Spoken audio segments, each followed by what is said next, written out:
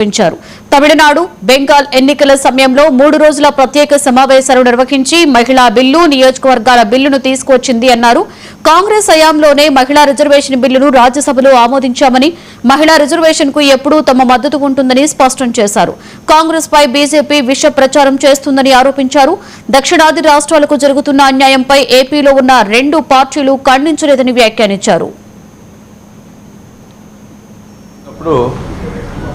Parliamentary Bharatiya Janata party ఇతర ప్రభుత్వాలు ఉన్నటువంటి ఈ రాష్ట్రాల్లో ఎన్నికలు జరుగుతూ ఉంటే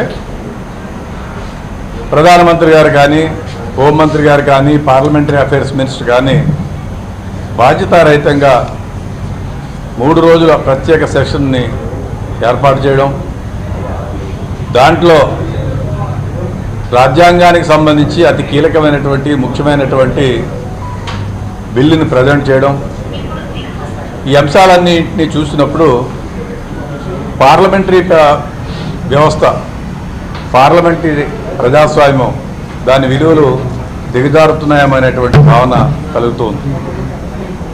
బాధ్యత కలిగినటువంటి ప్రధానమంత్రిగా ప్రతిపక్షాలు క్యాంపెయిన్ చేసుకునేటువంటి పరిస్థితి కూడా లేకుండా పార్లమెంటు నడపడం, ప్రత్యేక సమావేశాలు నిర్వహించడం అనేటువంటిది చాలా దురదృష్టకరమైనటువంటి సంఘటన. ఏదేమైనప్పటికీ కూడా ఈ బిల్లును తీసుకురావడం, భారతీయ జనతా పార్టీ ఇతర ప్రభుత్వాలు ఉన్నటువంటి ఈ రాష్ట్రాల్లో ఎన్నికలు జరుగుతూ ఉంటే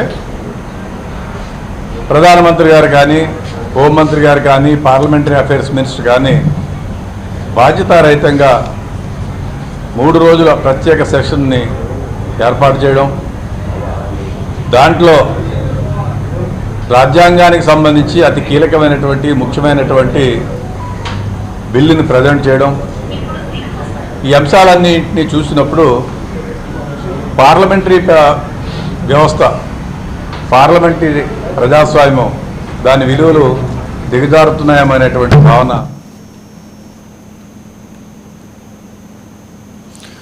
రాష్ట్రంలో ఆర్టీసీ నిరవధిక సమ్మె కొనసాగుతుంది. పలుచోట్ల ఉద్యోగులు నిరసన చేపట్టారు. ఈ క్రమంలో వరంగల్ జిల్లా నర్సంపేట ఆర్టీసీ డిపోలో డ్రైవర్ గా పనిచేస్తున్న శంకర్ గౌడ్ పెట్రోల్ పోసుకుని